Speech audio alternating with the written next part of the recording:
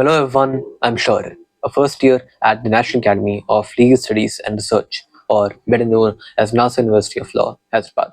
And in this video, I'll be discussing 10 of the most fatal mistakes that you can make in the last leg of your CLAT preparation. I have 5 mistakes relating to mock tests and 5 relating to your general preparation before you attempt a mock test. So, first, let's discuss the preparation stage, and then after that, I'll get into the mock test stage. And I do want to say before we begin that a lot of these might seem a bit counterintuitive at first. They might go against the grain, against the common wisdom that you've most likely gotten. But I ask that you listen to my explanation, you listen to why I'm saying what I'm saying, and then maybe chances are that you'll be convinced of it as well. So let's get started. Firstly, do not cram too much current affairs or general knowledge stuff. As I said, this seems counterintuitive, but the fact is that CLAT only ever asks you 5 or 6 topics. I've said this in multiple videos, but I just cannot emphasize this enough. CLAT, the very format of CLAT is such that it can only ask you 5 or 6 of the most important happenings of the year because it's all passage based. You have one passage and then you have 5 or 6 questions based on that passage. So you have roughly like what 30-35 questions in a current affairs section. So 35 divided by 5, 7. So either you have 7 passages of 5 questions each, or like 5 passages of 7 questions each, or some combination of that. Or if you have 30 questions, again 6 passages of 5 questions each, or 5 passages of 6 questions each. Either way, the point is you'll only be asked 5 or 6 topics in CLAT. Now, this is very different from how it is in other law entrance exams. I've mentioned this in my past, in the previous video as well, that in OLITs, it's almost entirely one-liners. So there you do need to cram a lot of stuff. But the OLITs are other law entrance exams. They are not the primary focus, or they should not be the primary focus of your preparation. The primary focus should be CLAT. And in CLAT, you will not be asked that much stuff. If you are asked a topic, you'll be expected to know far more in depth about that topic than in OLITs. And so therefore, do not overwhelm yourself with current affairs. And also because there is no limit to current affairs. I mean, you can keep studying more and more and more and more things happen every single day, right up to the day of the exam as well. There are going to be things that happen on the day of the exam as well that you just necessarily cannot study. And that's okay, because they won't ask you stuff that happened one day before the exam. They'll ask you the most important topics of that entire year, from December the previous year till November 15th-ish of the current year. So all in all, my point is just key. Do not get how should I say, sucked into the trap of focusing on current affairs way too much. And even GK for that matter, static GK as well. Yeah, for the last 2 CLATs, for my paper and for the previous paper, it was some passage about the Indian independence movement. So that was static GK. There might have been one more, I think, but I'm not really sure about that. I don't remember exactly, but my point is just key. You only have like 1 or 2 passages maximum from static GK, at least going off of the previous CLAT exams. So even for static GK, do not don't be too worried or too anxious over that, because the stuff that I was asked in my static GK passage was very, very simple, and the static GK in the previous CLAT before mine was also very, very simple. It was all this 10th grade history basically. So if you've passed 10th grade, which you have if you're attempting CLAT, if you've passed 10th grade, you will do fairly well in static GK in my opinion. Especially now that you only have like what, 1.5 months, I guess, to prepare for CLAT. You cannot, even if you wanted to, you just cannot spend so much time on current affairs or on static GK. Second, don't try to find the best strategy or the most optimum strategy for preparation. So honestly, I would even say that somewhere this video comes into that as well. in the sense ki you do not have enough time anymore to optimize your strategy of how to study or what to study. Whatever you've been doing so far, stick to that. Do not take on new sources, for example. Don't switch compendiums. Don't buy a new book, unless, of course, you absolutely have to. Don't, like, in all, do not uh, try to change what you're doing, or do not try to maximize or like optimize whatever it is that you're doing. Just stick to whatever you've been doing for the past few months, because I do think that somewhere stuff like this video as well, it's not a waste of time per se, but it is a less productive use of time than actually studying from whatever you already have. So don't try to take on more information. Don't try to take on more sources. Don't like don't spend time watching videos like this one, and convincing yourself that you're being productive because you're not being productive. I did that when I was preparing as well, and I would have much rather preferred to use that time to actually practice and watch videos like this one. So don't, like, of course, I'm not saying don't watch these videos at all, and I'm not saying that just to promote my channel. I'm saying that because, yeah, there is a lot of good stuff in these videos as well, but my point is ki don't like, especially in the last leg of your preparation, don't let these videos gain more um, prevalence in your preparation than your actual preparation. All right. Next, don't overemphasize legal knowledge and English vocabulary, because first of all, CLAT does not ask you like hardcore legal theory. It only asks you to apply legal facts that are given in your passage in specific legal situations, which will again be given to you in the questions. So you do not need to know any part of the law before you attempt the CLAT paper, because that's what you're giving the exam to study for after you pass the exam, to study that legal theory, right? So it will be a bit counterintuitive to ask that in the exam. So they don't ask you that. They ask you to apply stuff, like apply basic logic in a legal situation. So like other law and exams do require you to have some basic knowledge of the law, but this one does not.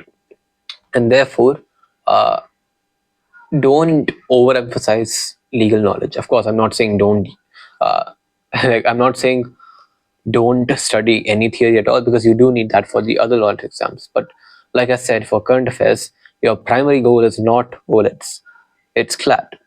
So focus more on CLAT style, and that is, legal application, not legal theory. And that's true for English as well, because see, vocabulary isn't something you can develop in just 2 months, and you only have 2 months left for CLAT.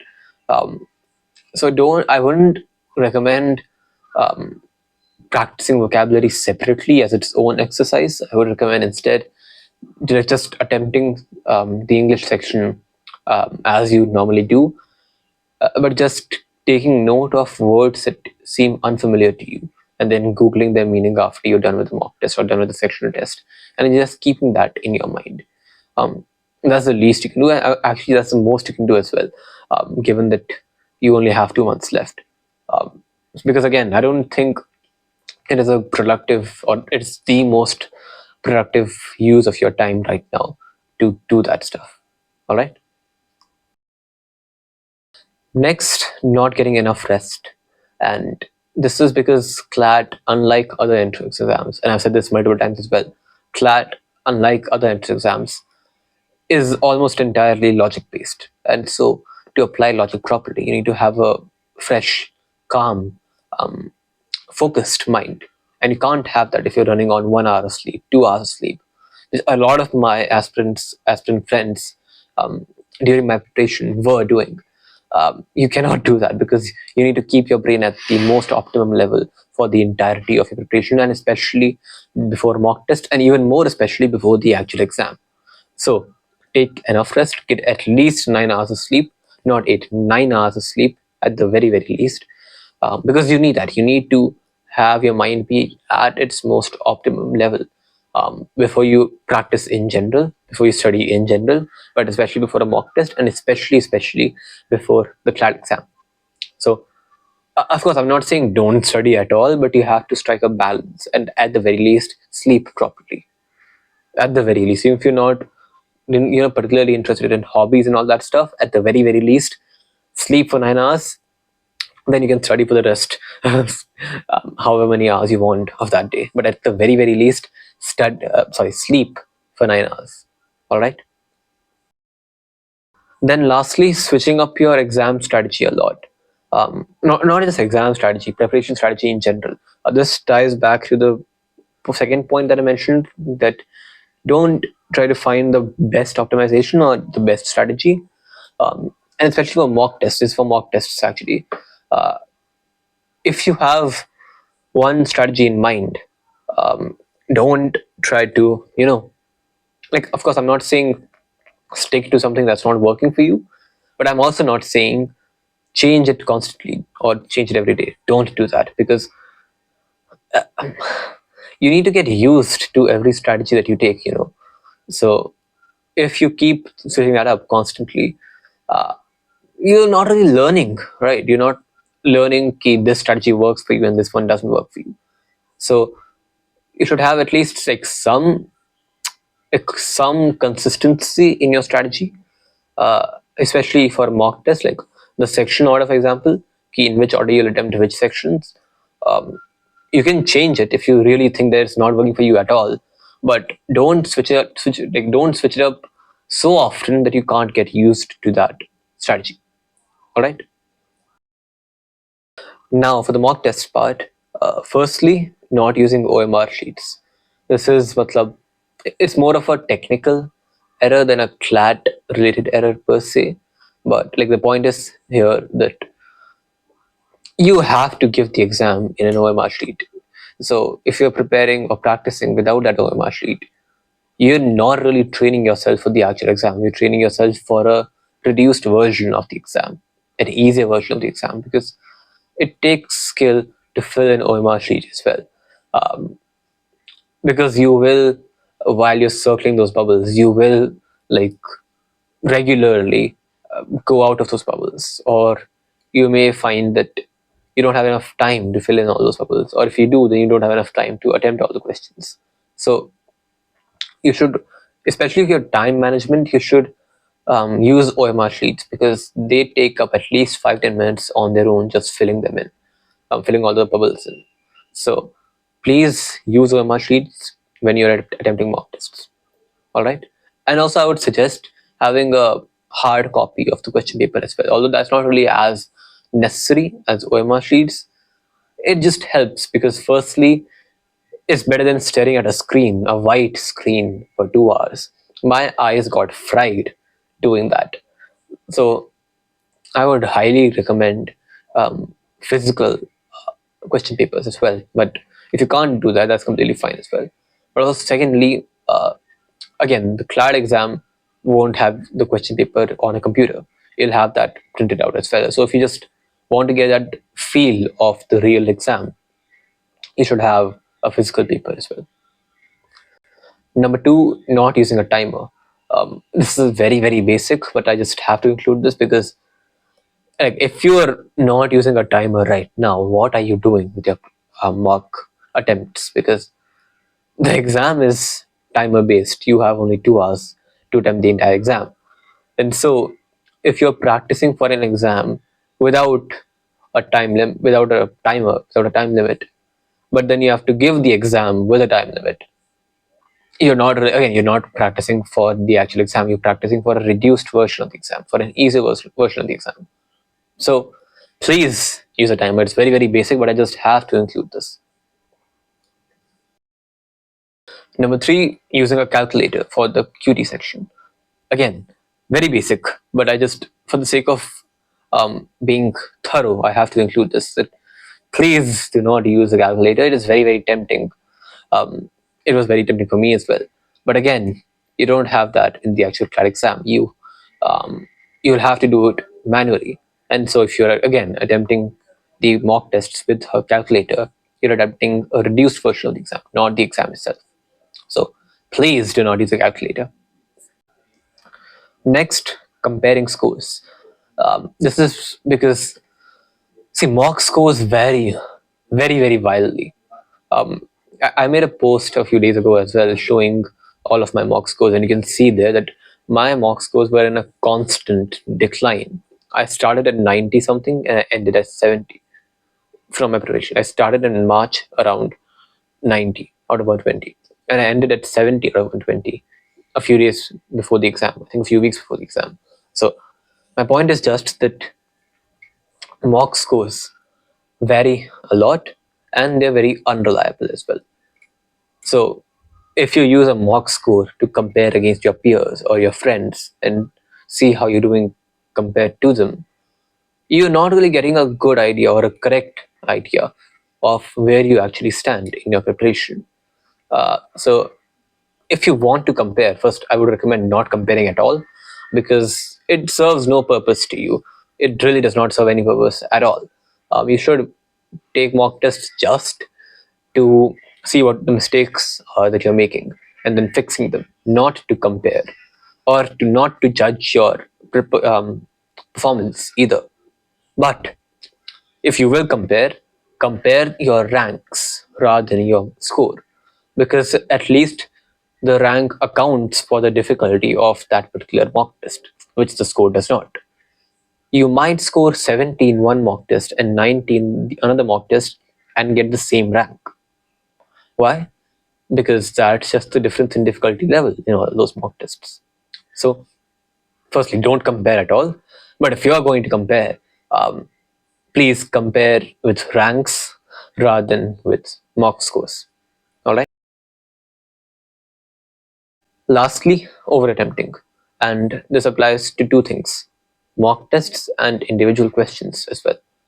For mock tests, um, you should not gauge your performance or your level of preparedness for the exam based on how many mock tests you attempted.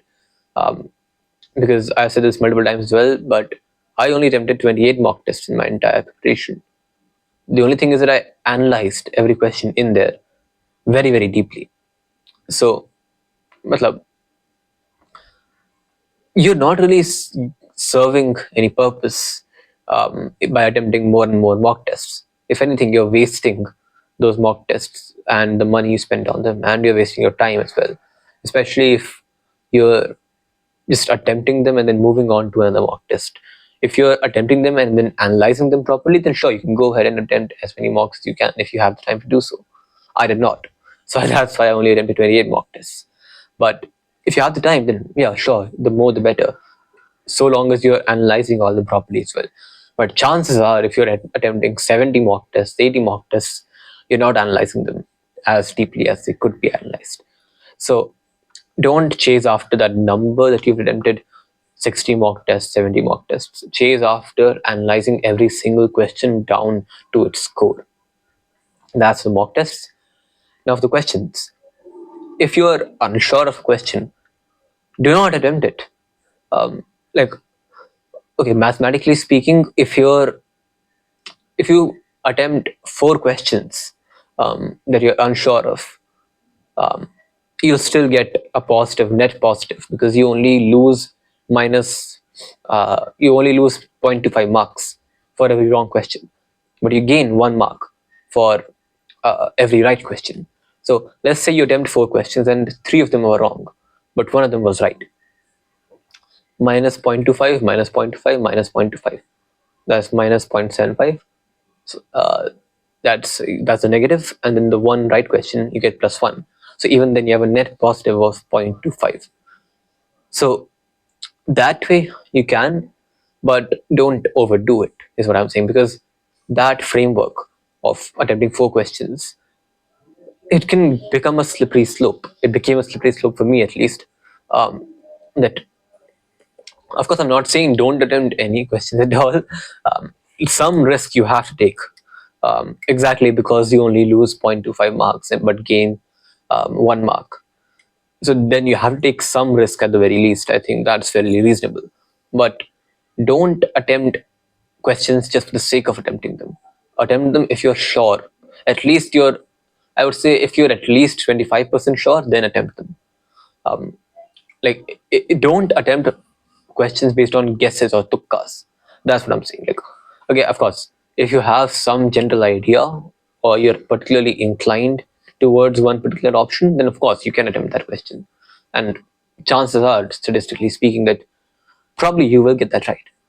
But if you're completely unsure, then I don't think that's worth the risk. Don't attempt the questions based on tukkas or based on guesses, just for the sake of attempting them. All right? And with that, that's all from my side. If you enjoyed this video, please consider subscribing to my channel and press the bell icon as well. If you have any suggestions, queries, doubts, requests, please put them in the comments below. I'll answer them either in the comments themselves, or if I think that they deserve a separate video of their own, I'll make a separate video for them as well. And with that, that's all from my side. Bye-bye.